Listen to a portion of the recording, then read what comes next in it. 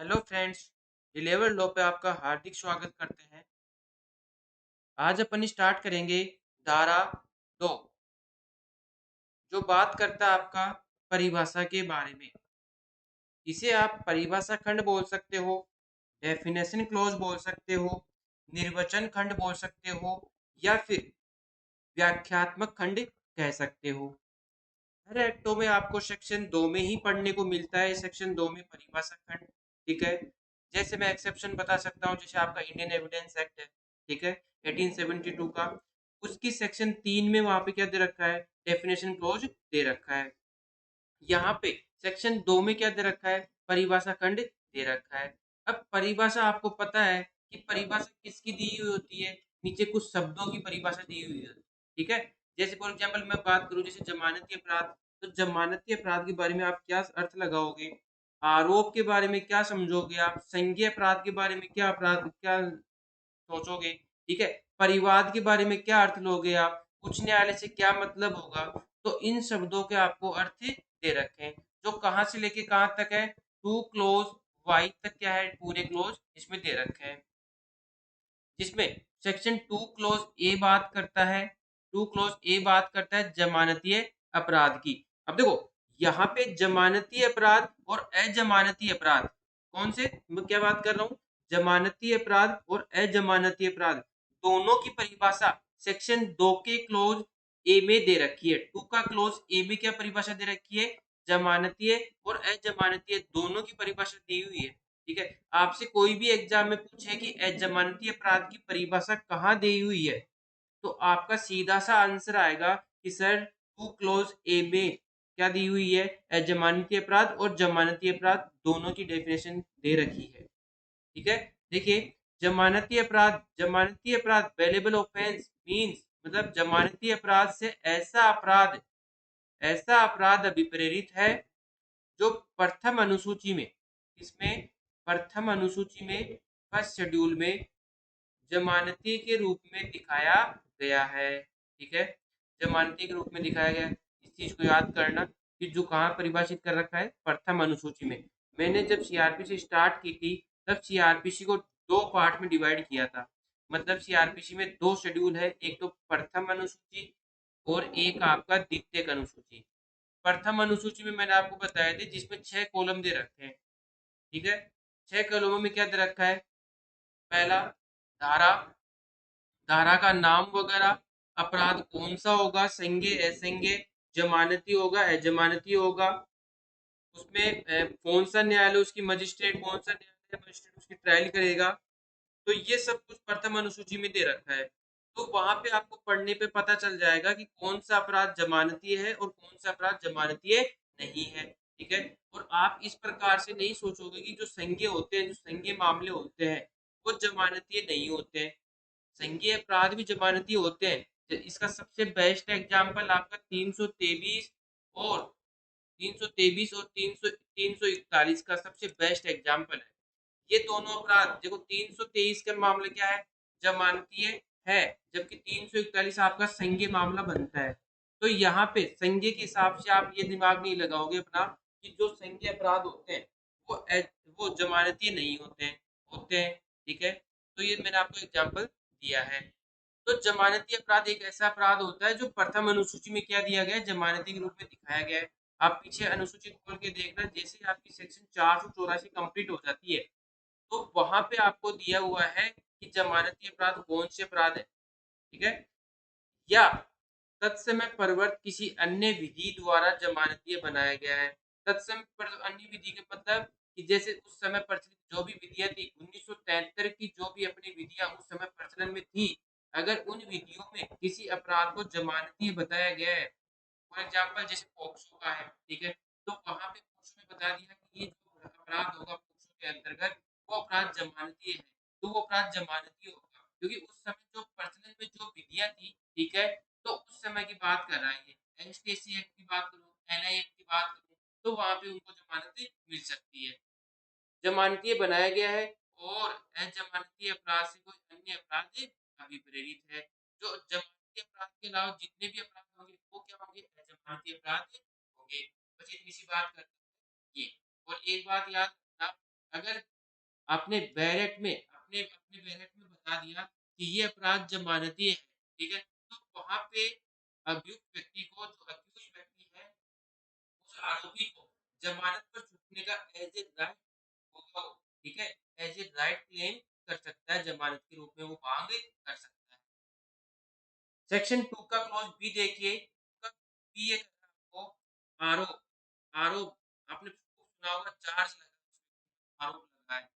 आरोप क्या होता है? ऑफेंसेस का होता है, जो कौन लगाता है? मजिस्ट्रेट लगाता है, ठीक है। तो फिर उसको पढ़ के सुनाया जाता है कि आपको इन धाराओं में आपको क्या कवर किया जा रहा है, कि आप अपराध स्वीकार करते हो या ट्रायल चाहते हो। तो वहां पे वो आरोप लगाया जाता है, तो एक हेड का भी हो सकता है, मतलब एक सेक्शन का भी हो सकता है और एक से ज्यादा सेक्शंस का उनपे हेड का भी हो सकता है, ठीक है। देखो यहाँ पे पढ़ने से आपको कुछ नहीं आएगा समझ में, मैं आपको डेफिनेशन बताऊंगा, पहले इसको देखिए। आरोप, चार्ज के अंतर्गत सेक्शन 2 का क्लोज बी में डेफिनेशन इसकी दे रखी है। परिभाषा, आरोप, आरोप के अंतर्गत जब आरोप में एक से अधिक शीर्ष हो, आरोप का कोई शीर्ष भी है। अब चार्ज का फॉर्मेट नंबर कौन सा आपका, जो फॉर्मेट पीछे दे रखा है, फॉर्मेट नंबर 32, आप पीछे खोल के देख सकते हो, जिसमें वन हेड का भी दे रखा है और एक से ज्यादा हेड के भी चार्ज दे रखा है। जैसे एक सिंगल ट्रांजेक्शन के दौरान एक व्यक्ति एक से ज्यादा बात, ठीक है, तो उस पे एक चार्ज थोड़ी लगेगा, उस पे अदर अदर क्या लगेगा, ऐड के चार्ज लगेंगे, ठीक है। जैसे 323 का कर दिया, अंदर दूसरा मिसचीफ कर दिया, ठीक है, उसने पास किया, जो भी चार्ज लगते हैं एक से ज्यादा हेड के भी हो सकते हैं। मैंने इसका फॉर्मेट नंबर बता दिया, फॉर्मेट नंबर पीछे प्रति दे रखा है, जहाँ आपको पढ़ने को मिलेगा वन हेड के और एक से ज्यादा हेड के। अब इसकी जो परिभाषा दे रखी है, देखो, आरोप, आरोप अभियुक्त के विरुद्ध, जो अभियुक्त व्यक्ति है, जो अभियुक्त व्यक्ति है, उस अभियुक्त व्यक्ति के विरुद्ध, उस अभियुक्त व्यक्ति के विरुद्ध अपराध की जानकारी का, अब अपराध की जानकारी ऐसा लिखित दस्तावेज है, कैसा, एक लिखित दस्तावेज है, जिसमें जिसमें क्या होता है, समय, स्थान, टाइम, प्लेस, व्यक्ति और वस्तु, और जिसके विरुद्ध अपराध किया गया है, ठीक है। काम उसमें क्या होता है, वर्णन होता है, जो एक या एक से अधिक शीर्ष का हो सकता है। एक बार मैं वापस से रिपीट करता हूँ, लिख लो इसको आराम से। अभियुक्त के विरुद्ध अपराध की जानकारी का ऐसा लिखित दस्तावेज है। आरोप क्या है? अभियुक्त के विरुद्ध अपराध की जानकारी का एक ऐसा लिखित दस्तावेज है, जिसमें समय, स्थान, वह व्यक्ति और वस्तु जिसके विरुद्ध अपराध किया गया है का वर्णन होता है, जो एक या एक से अधिक शीर्ष का हो सकता है। यह है सेक्शन 2 का क्लोज बी। अब सेक्शन 2 का क्लोज सी क्या कहता है, देखिए, सेक्शन 2 का क्लोज सी कहता है संज्ञेय अपराध। अब खूब सुना होगा आपने, संज्ञेय अपराध मतलब कॉग्निजेबल ऑफेंस, गंभीर अपराध बोल सकते हो, संज्ञेय अपराध बोल सकते हो। देखिए, संज्ञेय अपराध से ऐसा अपराध विपरीत है, क्लोज याद रखना। 2 का ए जमानत के अपराध, ऑफेंस, 2 का बी चार्ज, आरोप, 2 का क्लोज सी संज्ञेय अपराध। एपीओ के प्री के हिसाब से मेंस में पूछ सकते हैं, डेफिनेशन पूछ सकते हैं मेंस में, जमानत के अपराध से क्या विपरीत है, संज्ञेय अपराध से क्या विपरीत है, विवाद की आवश्यक तत्व बताइए। इस प्रकार से आपको मेंस में क्वेश्चन पूछा जा सकता है।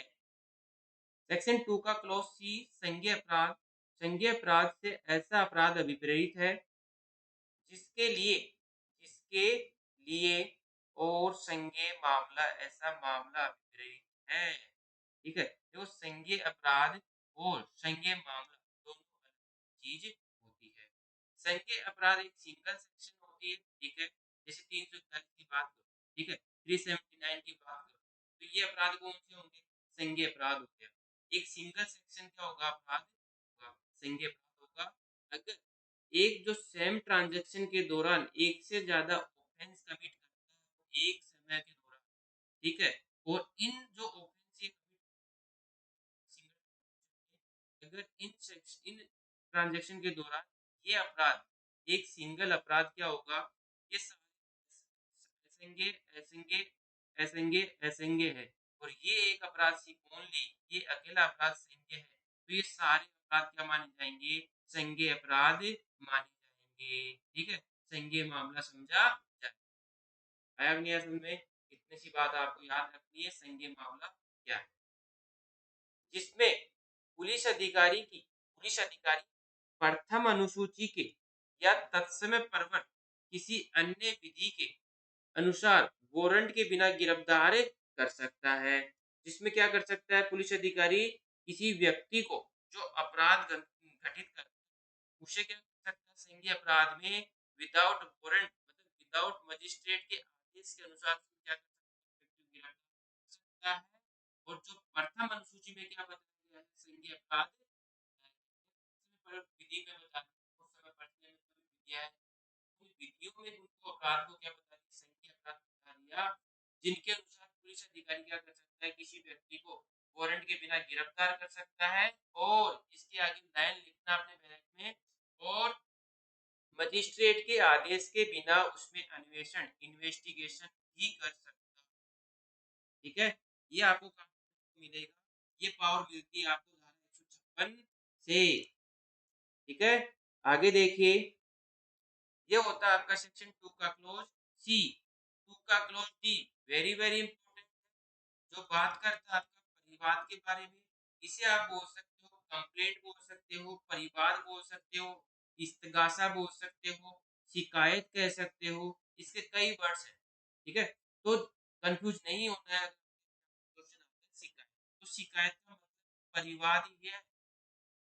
देखो, आपके कोर्ट के अंदर जो आपका न्यायालय, उसमें दो प्रकार से मामले क्या होते हैं, किस प्रकार से, पहला आता है भाई एफआईआर, और दूसरा आता है भाई कंप्लेंट।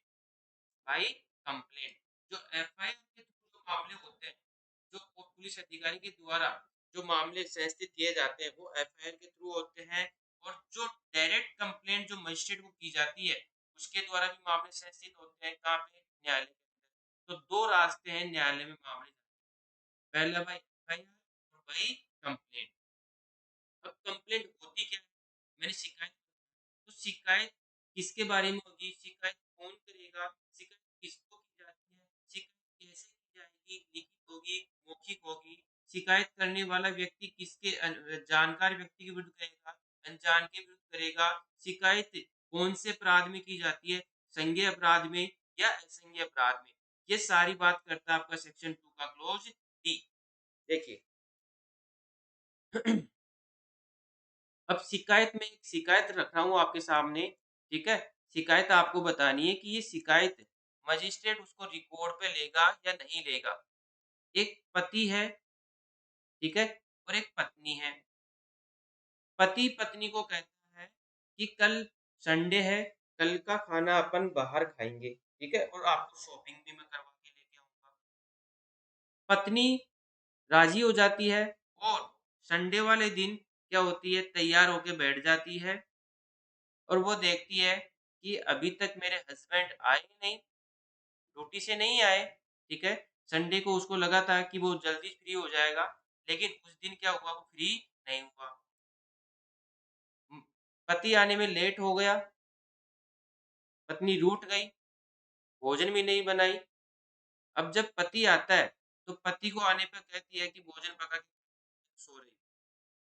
ठीक है, इतना कह के वो सो जाती है, और सुबह उठ के काम चली जाती है, वो मजिस्ट्रेट के सामने चली जाती है। मजिस्ट्रेट के पास में जाके कहती है कि साहब, उसने मेरे से प्रॉमिस किया था कि मैं आपको खाना बाहर खिलाऊंगा, शॉपिंग कराऊंगा, जो भी बात थी। तो ये शिकायत कर देती है सीधी मजिस्ट्रेट से जाके, तो शिकायत ही तो है। अब शिकायत अपराध की होती है हमेशा, तो ये अपराध थोड़ी है अभी, इसकी कहीं पे पेनल्टी, को जुर्माना, को सजा दे रखी है क्या, कि अगर पति पत्नी को शॉपिंग नहीं कराएगा या खाना नहीं खिलाएगा बाहर का, तो उसके लिए जुर्माना इतना होगा। ठीक है, वह दोनों में से किसी बात की कारावास से जो 2 वर्ष तक का हो सकेगा, और 5,000 रुपये जुर्माने से दंडनीय होगा, या दोनों से, या और दोनों से अपराधों से दंडनीय होगा। ऐसा तो कोई दंडनीय है ही नहीं, तो ये अपराध नहीं है, ये शिकायत नहीं मानी जाएगी। तो शिकायत हमेशा अपराध की होती है, ठीक है? परिवाद हमेशा अपराध का होता है। अब अपराध कौन-सा अपराध? जो यहाँ पे दे रखा है, अपराध किया गया है, ठीक है? अपराध किया है, तो अपराध कौन-सा? अपराध संज्ञेय या असंज्ञेय? आप हमेशा याद रखना, जहाँ पे इतना सा वर्ड दिया होता है कि अपराध, तो अपराध संज्ञेय भी हो सकता है और असंज्ञेय भी हो सकता है। अगर आपको स्पेसिफाई नहीं किया हुआ है, तो वहाँ पे आपको ये देखना है कि अपराध दोनों आए। संज्ञेय भी आ सकता है और असंज्ञेय भी आ सकता है, ठीक है? और जहाँ पे संज्ञेय बता दिया, तो वहाँ पे संज्ञेय ही होगा और जहाँ पे असंज्ञेय बता दिया, तो वहाँ पे असंज्ञेय ही होगा। परिवाद, देखिए परिवाद की आपको आवश्यक तत्व याद होने चाहिए, परिवाद के क्लोज याद होने चाहिए, परिवाद कौन से क्लोज में दे रखा है, ये भी आपको याद होना चाहिए। परिवाद से इस संहिता के अधीन परिवाद से इस संहिता के अधीन मजिस्ट्रेट द्वारा कार्रवाई किए जाने, देखो परिवाद किसको किया जाता है? मजिस्ट्रेट को किया जाता है। क्यों किया जाता है? कि उस पे वो क्या करे? कार्रवाई करे, एक्शन ले, ठीक है? किए जाने की दृष्टि से कैसे किया जाएगा? मौखिक किया जाएगा या लिखित किया जाएगा? दोनों से प्रकार से किया जा सकता है। रूप में उससे किया गया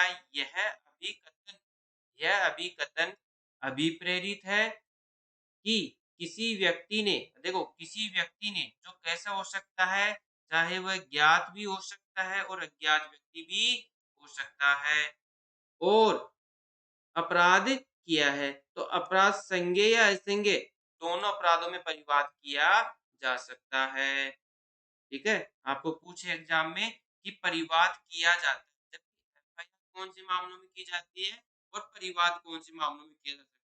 अंतर आपको याद होने चाहिए। एफआईआर हमेशा एफआईआर को यहाँ डेफिनेशन क्लोज में परिभाषित नहीं कर रखा है। एफआईआर हमेशा संज्ञेय मामलों में की जाती है, जबकि परिवाद हमेशा किस कौन से मामलों में किया जाएगा? संज्ञेय और असंज्ञेय दोनों में किया जाएगा। परिवाद हमेशा मजिस्ट्रेट को किया जाता है, जबकि एफआईआर पुलिस अधिकारी को की जाती है। ठीक है? तो ये कुछ डिफरेंसेस दे रखे हैं, तो मैं आपको लिखा दूंगा बाद में। तो अभी देखिए, परिवाद अपराध किया गया है किंतु इसके अंतर्गत पुलिस रिपोर्ट नहीं आती, मतलब जो पुलिस रिपोर्ट है, एफआईआर वाली जो रिपोर्ट है, वो इसके अंतर्गत नहीं आएगी। अगर वो इसके अंतर्गत आएगी तो फिर वो क्या हो जाएगी? एफआईआर हो जाएगी। तो इसमें क्या शामिल नहीं है? ये खूब बार क्वेश्चन पूछा जाता है। परिवाद में शामिल नहीं है, तो पुलिस रिपोर्ट परिवाद में नहीं आती है। नीचे देखिए स्पष्टीकरण, एक्सप्लेनेशन क्या कह रहा है परिवाद वाला, इम्पोर्टेंट है।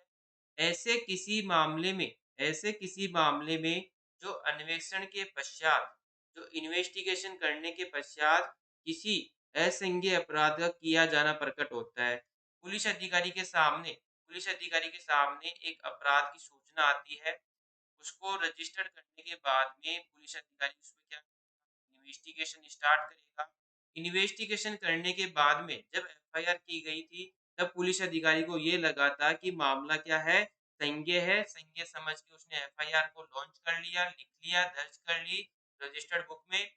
बाद में इन्वेस्टिगेशन स्टार्ट करता है। इन्वेस्टिगेशन करने के बाद में उसे पता चलता है, 2, 5, 10 दिन, 15 दिन बाद में उसको पता चलता है कि ये अपराध तो क्या है?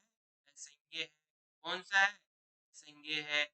अब वो चालान तो पेश करेगा नहीं उसमें, तो वो सीधा क्या कर देगा? मजिस्ट्रेट को ट्रांसफर कर देगा, मतलब मजिस्ट्रेट के पास में उस शिकायत को ले जाएगा। तो वो शिकायत परिवाद को क्या समझा जाएगा? वो परिवाद शिकायत कंप्लेंट समझी जाएगी, और वो ले जाने वाला व्यक्ति क्या समझा जाएगा? परिवादी समझा जाएगा। देखिए, ऐसे किसी मामले में अन्वेषण के पश्चात किसी असंज्ञेय अपराध का किया जाना प्रकट करता है।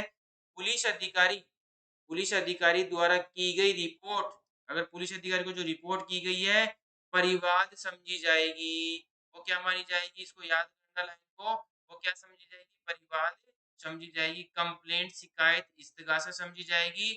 और वह पुलिस अधिकारी जिसके द्वारा ऐसी रिपोर्ट की गई है, वह क्या समझा जाएगा? कौन सी रिपोर्ट? ऐसी रिपोर्ट जो दर्ज की गई थी, और जो उसको ट्रांसफर कर रहा है या उसको लेके जा रहा है वो पुलिस अधिकारी, वो क्या परिवादी समझा जाए। नीचे देखिए सेक्शन 2 का क्लोज ई, सेक्शन 2 का क्लोज ई।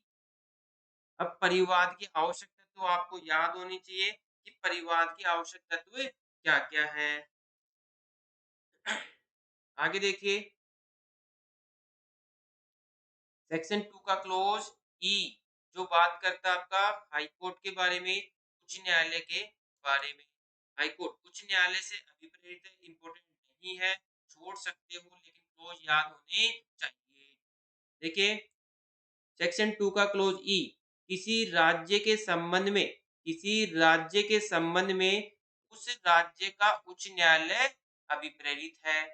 ठीक है, अब जैसे आपका राजस्थान की मैं बात करूं तो राजस्थान का जो उच्च न्यायालय है वह कहाँ है, जोधपुर में है। उसकी खंडपीठ, उसकी ब्रांच जो बोल सकते हो, खंडपीठ बोलना अच्छा है, उसकी खंडपीठ अपने जयपुर में है। ठीक है, तो किसी राज्य के संबंध में उस राज्य का उच्च न्यायालय अभिप्रेरित है, पहला पॉइंट। दूसरा पॉइंट आपका बात करता है आपका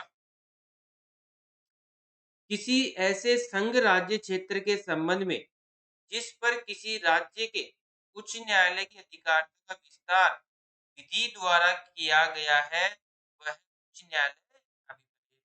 जैसे पंजाब और हरियाणा को मिला के, दोनों को मिला के उसका जो हाई कोर्ट है वह कहाँ है, चंडीगढ़ हाई कोर्ट है। ठीक है, तो ये बात कर रहा है उसकी। और जो थर्ड पॉइंट है ये बात करता है दिल्ली की।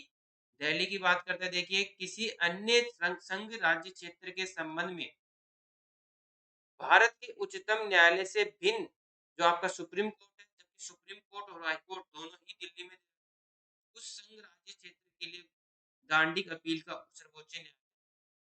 तो ये अपनी बात करते हैं उच्च न्यायालय के बारे में, इतना इम्पोर्टेंट है नहीं। नीचे देखिए, नीचे दे रखा है आपका सेक्शन 2 का क्लोज, सेक्शन 2 का क्लोज एफ, सेक्शन 2 का क्लोज एफ जो बात करता है आपका भारत, इंडिया। अब अपनी सीआरपीसी कहाँ लागू होती है, it is applicable to whole of India. CrPC संपूर्ण भारत पर लागू होती है। अब आप ऐसे नहीं बोलोगे कि जम्मू कश्मीर राज्य को छोड़ के अब वह अपना भारत का ही पार्ट माना जाएगा 31 अक्टूबर 2019 से, तो वहां पे भी अपनी सीआरपीसी लागू है। देखिए भारत से वे राज्य क्षेत्र अभिप्रेत है जिन पर इस संहिता का विस्तार है। तो संहिता का विस्तार कहाँ है, संपूर्ण भारत पर, including the state of Jammu and Kashmir. लेकिन सीआरपीसी भारत में कहीं कहाँ लागू नहीं होती है, नागालैंड एंड जनजातीय क्षेत्रों पर, नागालैंड एंड ट्राइबल एरियाज पे लागू नहीं होती है।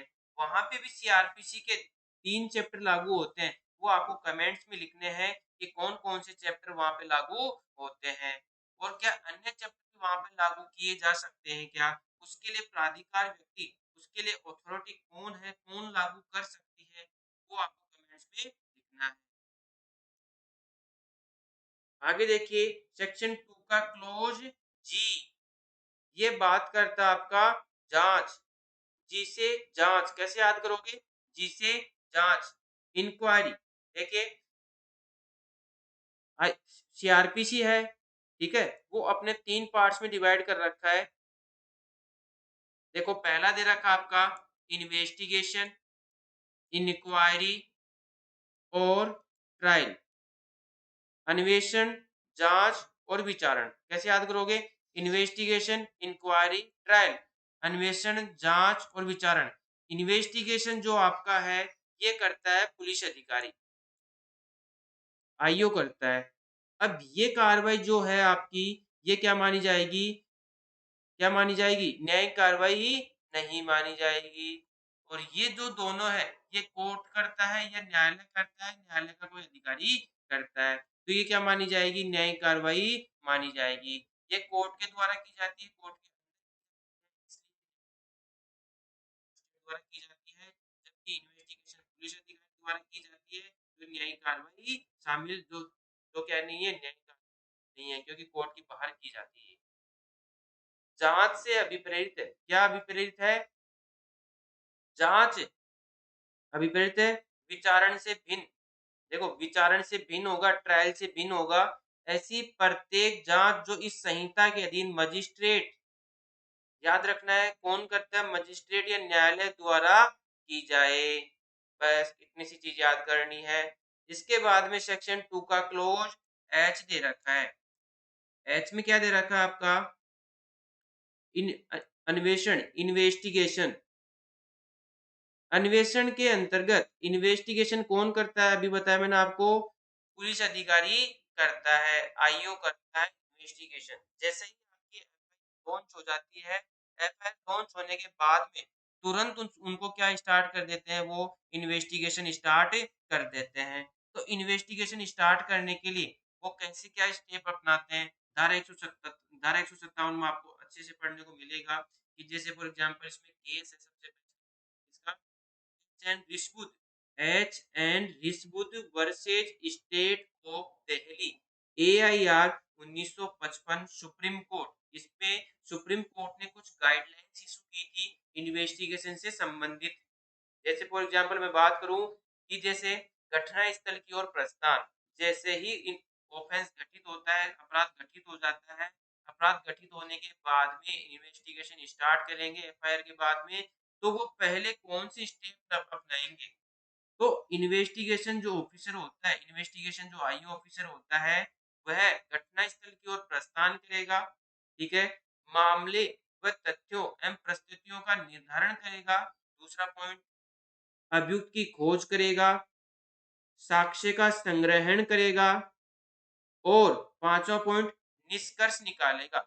मतलब ऑफेंस कमिट हुआ भी है या नहीं हुआ, इंफॉर्मेशन सच्ची है या झूठी इत्तला है उसकी।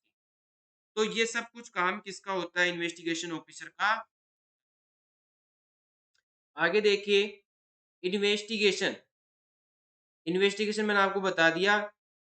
अपने आपराधिक मामलों में फर्स्ट क्या होती है, ये स्टेज होती है इन्वेस्टिगेशन की, एफआईआर, एफआईआर के बाद में इन्वेस्टिगेशन। अन्वेषण के अंतर्गत वे सब कार्यवाहियां हैं जो इस संहिता के अधीन पुलिस अधिकारी द्वारा, देखो या तो कोई पुलिस अधिकारी करता है, या ये पॉइंट इंपॉर्टेंट है, मजिस्ट्रेट से भिन्न, मजिस्ट्रेट करेगा तो वो क्या कहलाई जाएगी? आपकी इंक्वायरी या ट्रायल कहलाई जाएगी।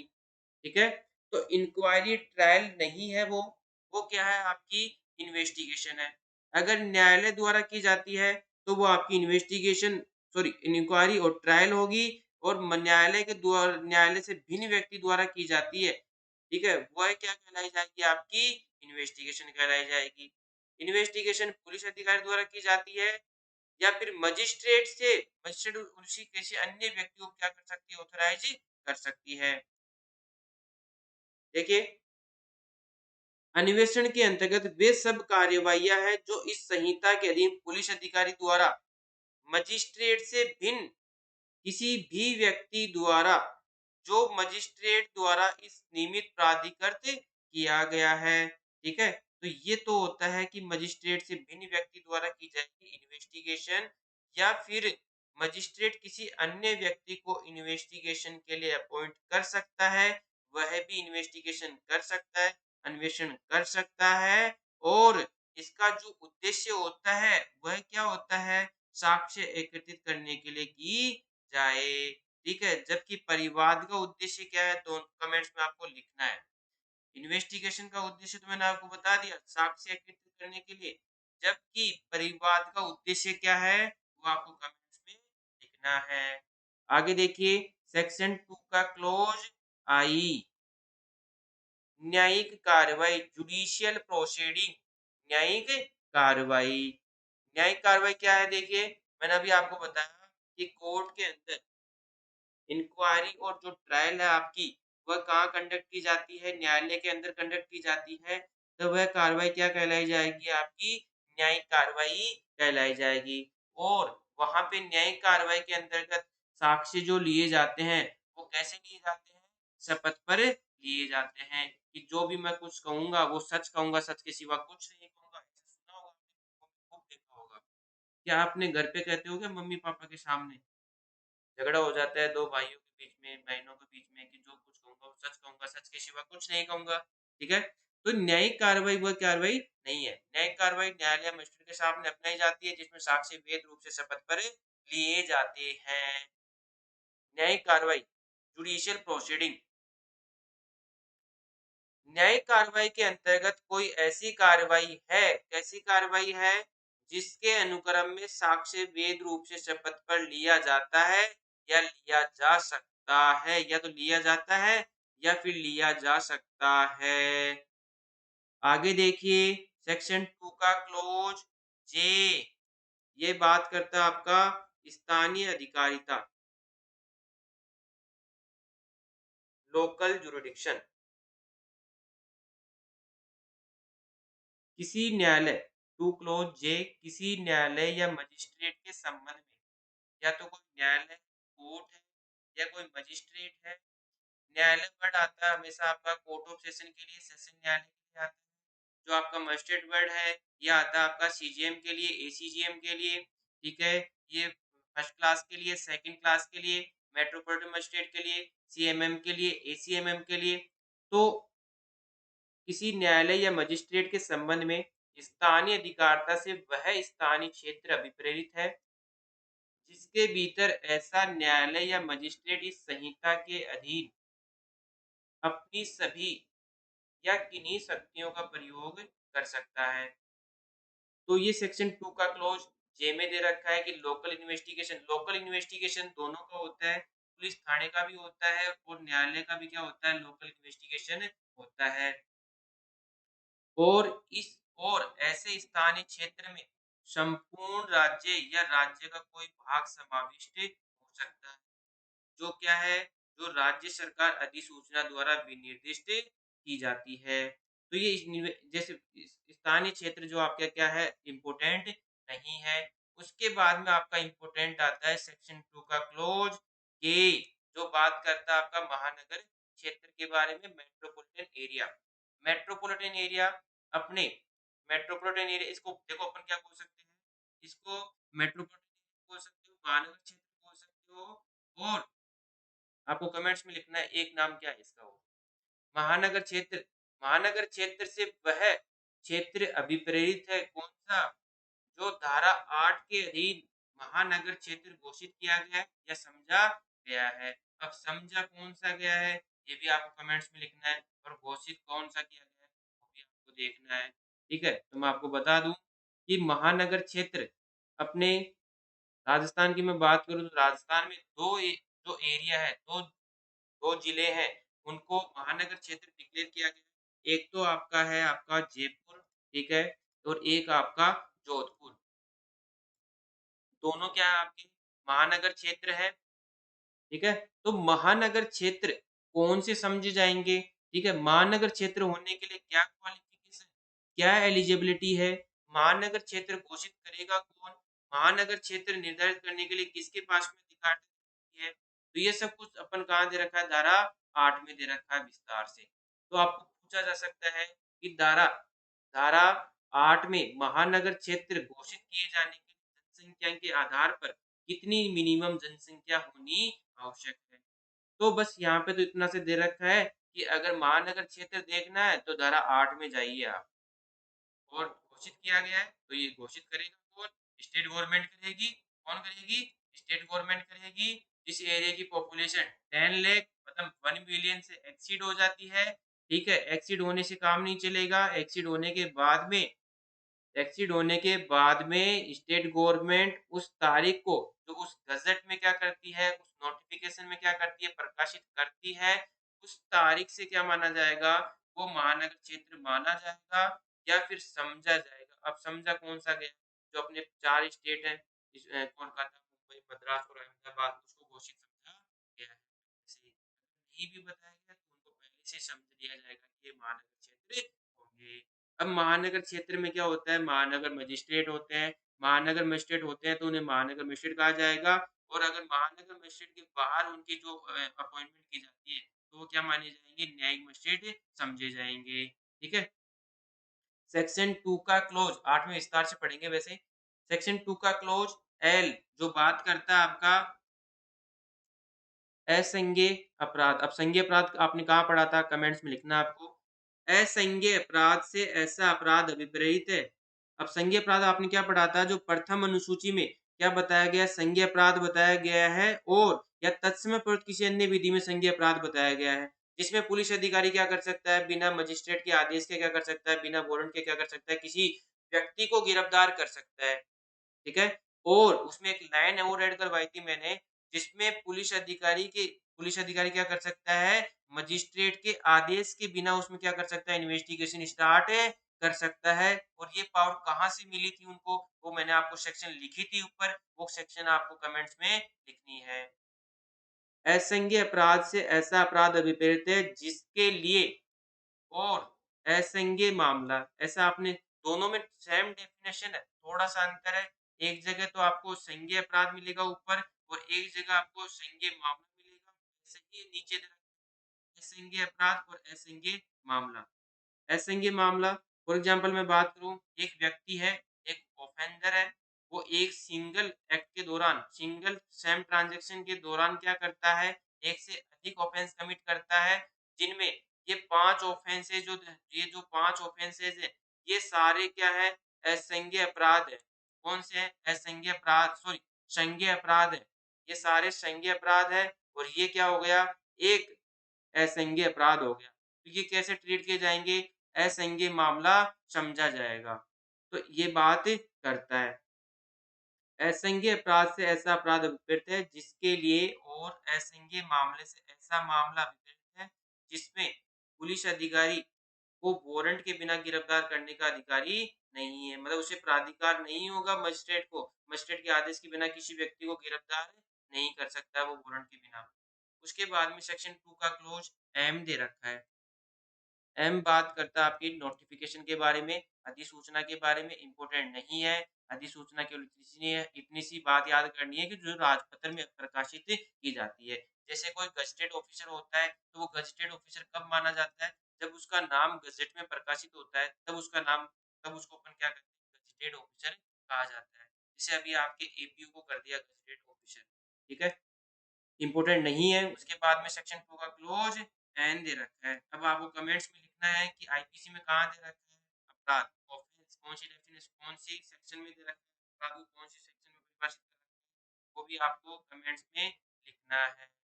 सेक्शन 2 का क्लोज एन, अपराध, अपराध से ऐसा कोई कार्य या लोप अभिप्रेत है। पहला कार्य और लोप। कार्य तो क्या होता है? अपराध करके, और लोप का मतलब होता है कार्य न करके। तो ये भी आपको बताना है कि एक्ट और ओमिशन कहाँ पे वर्ड को डिफाइन कर रखा है, कार्य और लोप को कहाँ परिभाषित कर रखा है, इसमें ये भी आपको कमेंट्स में लिखना है। जो तत्समय पर किसी विधि द्वारा दंडनीय बना दिया गया है और इसके अंतर्गत ऐसा कोई कार्य भी है जिसके बारे में पशु अत्याचार अधिनियम 1871 की धारा 20 के अधीन परिवाद किया जा सकता है।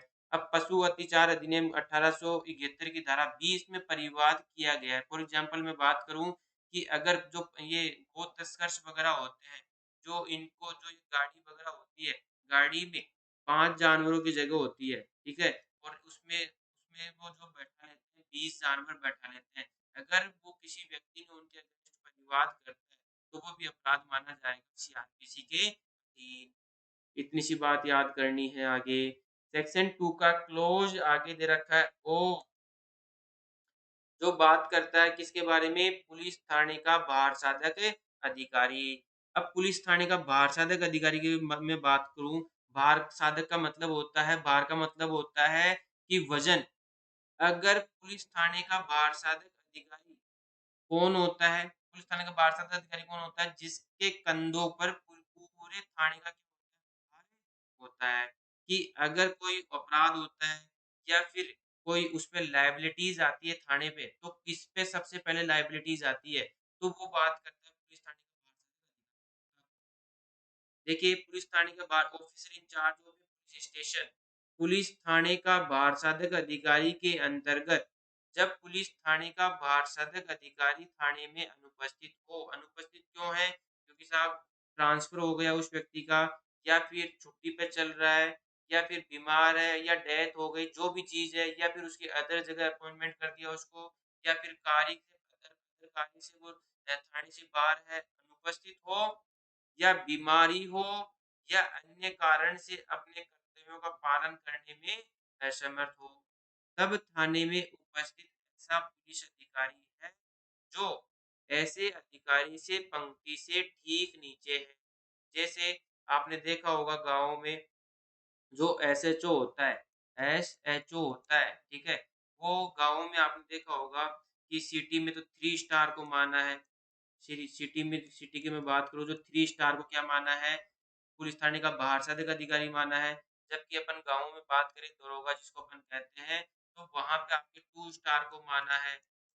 2 स्टार ऑफिसर इंचार्ज माना गया है। तो ये अलग-अलग जगह अलग-अलग स्टार्स वाले को अपने स्टार के हिसाब से उनको डिवाइड नहीं कर सकते। जो ऐसी अधिकारी से पंक्ति से ठीक नीचे है, अगर वह अनुपस्थित है, बीमार है, वह ऑफिसर इंचार्ज हो गए पुलिस स्टेशन या अन्य कारण से अपने कर्तव्यों का पालन करने में असमर्थ है और उससे ठीक नीचे की पंक्ति का जैसे एसआई, एएसआई, हेड कांस्टेबल लेकिन कांस्टेबल से ऊपर की पंक्ति का होना चाहिए वो व्यक्ति देखो और कांस्टेबल की पंक्ति से ऊपर है ठीक है? जैसे एसआई, एएसआई, ठीक है? हेड कांस्टेबल और फिर कांस्टेबल। तो अगर आपका पुलिस थाने का भारसाधक अधिकारी अनुपस्थित है, तो उससे ठीक नीचे का एएसआई, एएसआई भी नहीं है, तो हेड कांस्टेबल, हेड कांस्टेबल भी नहीं है, तो फिर कांस्टेबल नहीं आएगा, ठीक है? इससे ऊपर की पंक्ति के अधिकारी क्या माने जाएँगे? आपके ऑफिसर इंचार्ज और फिर पुलिस स्टेशन है, माने जाएँगे। पुलिस थाने के भारसाधक अधिकारी समझे जाएँगे। ये याद रखना है आपको कांस्टेबल से पंक्ति का ऊपर का कोई अधिकारी या जब राज्य सरकार ऐसा निर्देश दे तब इस प्रकार उपस्थित कोई अन्य पुलिस अधिकारी भी है सेक्शन 2 का क्लोज बी जो बात करता है आपकी स्थान के बारे में, प्लेस के बारे में। अब स्थान अपराध होने के लिए सीआरपीसी की मैं बात करूँ जो अपराध दे रखा है। तो अपराध होगा कहाँ पे? अपराध किसी स्थान पर घटित होगा। अब स्थान कहाँ होगा? अपराध कहाँ घटित हो सकता है? गृह में हो सकता है, भवन में हो सकता है, तंबू में हो सकता है, यान में हो सकता है या जलयान में भी हो सकता है। ठीक है? तो अपराध घटित होने के लिए कोई जगह होनी चाहिए, तो इम्पोर्टेंट नहीं है।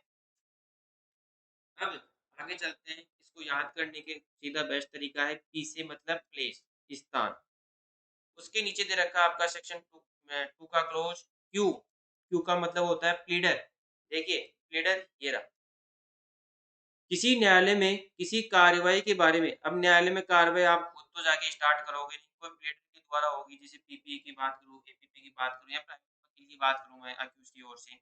किसी न्यायालय में किसी कार्रवाई के बारे में प्रयोग किए जाने वाले प्लीडर से ऐसे न्यायालय में तत्समय प्रवृत्त किसी विधि द्वारा या उसके अधीन विधि व्यवसाय करने के लिए प्राधिकृत व्यक्ति क्या है अभिप्रेरित है। जो उसकी ओर से प्राधिकृत जो व्यक्ति आएगा जो विधि व्यवसाय करता है वह प्राधिकृत व्यक्ति माना गया है और इसके अंतर्गत कोई भी व्यक्ति और इसके अंतर्गत कोई भी अन्य व्यक्ति है जो ऐसी कार्रवाई में कार्य करने के लिए न्यायालय की अनुज्ञा से नियुक्त किया गया है। जैसे अपन जो अपना प्राइवेट जो सॉरी जो गवर्नमेंट पीपी होते हैं अपने, उनके निर्देशाधीन कोई अन्य व्यक्ति जो प्राइवेट वकील होते हैं, वो कार्य करते हैं, तो वो भी क्या माने जाएँगे, इसके अंतर्गत शामिल माने जाएँगे। अब आपको लिखना है कि सीपीसी में कहाँ पे प्लीडर और गवर्नमेंट प्लीडर कहाँ पे डिफाइन कर रखा है। उसके बाद में सेक्शन 2 का क्लोज़ दे रखा है आपका आर। क्या है? आर। आर मतलब रिपोर्ट, पुलिस रिपोर्ट। आर का मतलब रिपोर्ट, पुलिस रिपोर्ट। टू का क्लोज आर देखिए पुलिस रिपोर्ट इतना सा दे रखा है कि जो धारा 173 के क्लोज जो 2 में जो रिपोर्ट पेश की जाती है, इसे आप चालान बोल सकते हो, चार्जशीट बोल सकते हो, ठीक है? और पुलिस रिपोर्ट बोल सकते हो। जो धारा 173 के अधीन क्या की जाती है, पेश की जाती है। एफआईआर हो गई, एफआईआर होने के बाद में इन्वेस्टिगेशन करेगा, इन्वेस्टिगेशन करने के बाद में वो क्या करेगा उस रिपोर्ट को जो कंक्लूजन जो रिपोर्ट होती है उसे कहाँ भेजेगा मजिस्ट्रेट के पास में भेजेगा कि ऑफेंस कमिट हुआ है, ऑफेंस घटित हुआ है या नहीं हुआ। उसे अपन क्या बोलते हैं पुलिस रिपोर्ट बोलते हैं, चालान बोलते हैं या फिर क्या बोल दो आप चार्जशीट कह दो। के अधीन मजिस्ट्रेट को भेजी गई रिपोर्ट क्या है? अभिप्रेरित है। उसके बाद में आपका आता है टू का क्लोज एस। एस का मतलब होता है station, station, S station, police station. अब पुलिस स्टेशन से क्या देखिए, पुलिस थाने से कोई भी चौकी, अब चौकी आपकी क्या होती है? टेम्परेरी भी हो सकती है, एक परमानेंट भी हो सकती है। कोई स्थान अभिप्रेरित है जिसे राज्य सरकार द्वारा साधारणतः या विशेष पुलिस थाना घोषित किया गया है। कौन करता है? स्टेट गवर्नमेंट करती है। और इसके अंतर्गत राज्य सरकार द्वारा इस निमित्त विनिर्दिष्ट कोई स्थानीय क्षेत्र अभिप्रेरित है। जैसे कोरोना के दौरान हुआ था कि कोरोना में क्या करती, टेम्पररी खूब सारी चौकियां बना दी पुलिस थाने की, तो वहां पे भी एफआईआर की जा सकती है।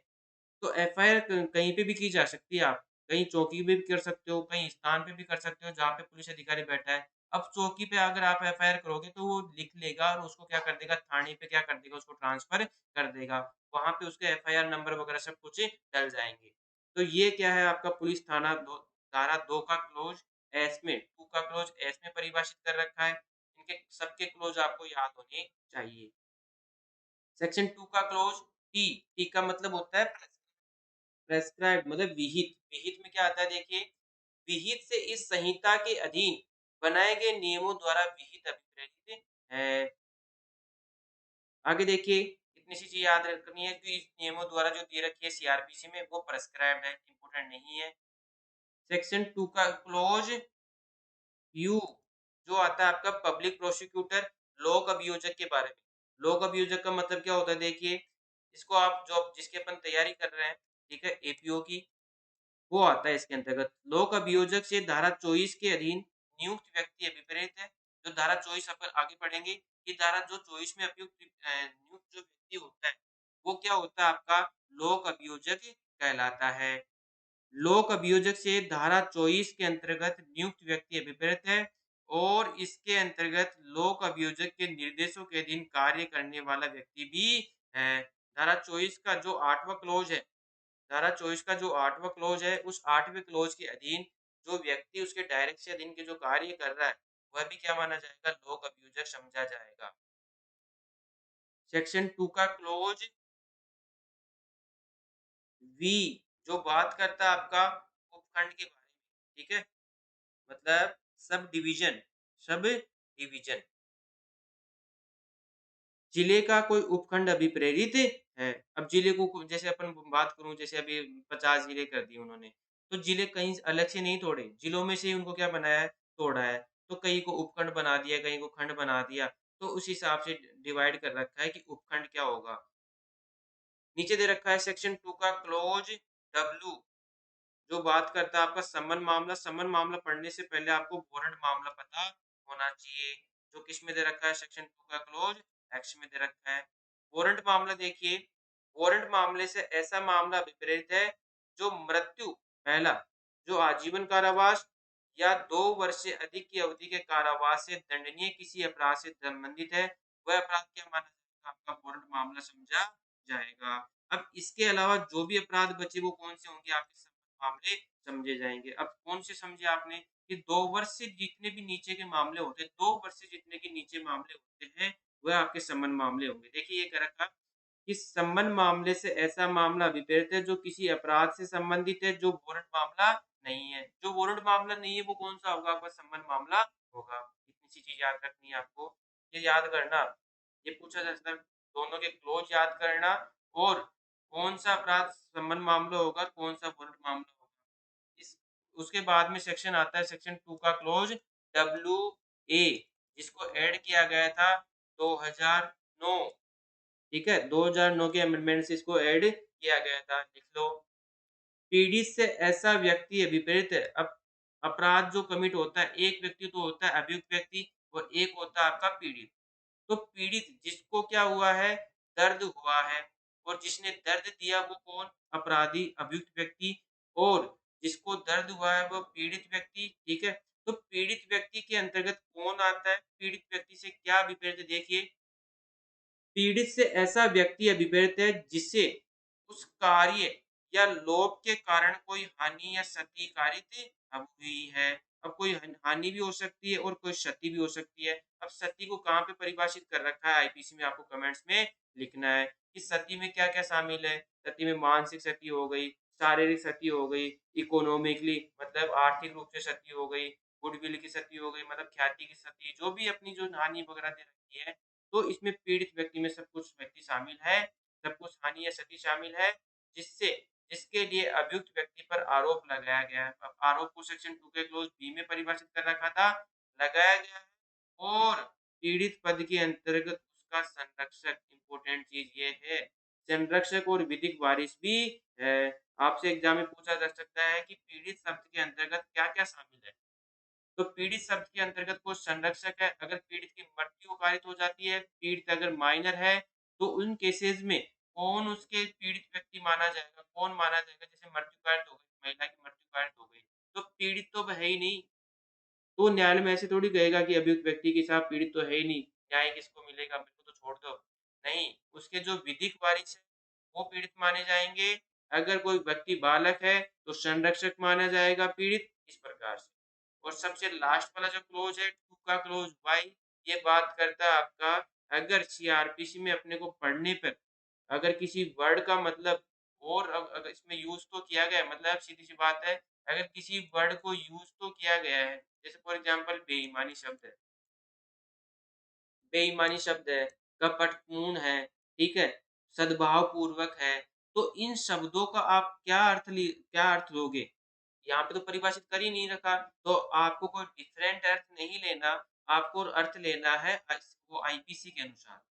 जो आईपीसी में जो अर्थ दे रखा है ना उन शब्दों का, जैसे 24 में बेईमानी, 25 में कपटपूर्ण, सद्भावपूर्वक 52 में, तो इस प्रकार उन शब्दों का अर्थ वही लोगे आप। कोई डिफरेंट अर्थ नहीं लोगे। देखिए टू क्लोज वाई में उन शब्दों और पदों के जो इसमें प्रयुक्त हैं, मतलब इसमें यूज़ तो किए गए वो शब्द और पद और परिभाषित नहीं है, उनको यहाँ पे परिभाषित नहीं कर रखा। किंतु भारतीय दंड संहिता 1860 का धारा क्रमांक नंबर 45 में परिभाषित है, मतलब डिफाइन किया गया है, वही अर्थ होंगे जो उनके उस संहिता में जो यहाँ वहाँ पे परिभाषित कर रखा है, वही अर्थ यहाँ पे लिया जाएगा। इतना सा कहता है आपका ये सेक्शन 2 का क्लोज वाई। जो अपनी जो नेक्स्ट क्लास होगी, उसमें अपन करेंगे धारा 3 से स्टार्ट। आज के लिए थैंक यू।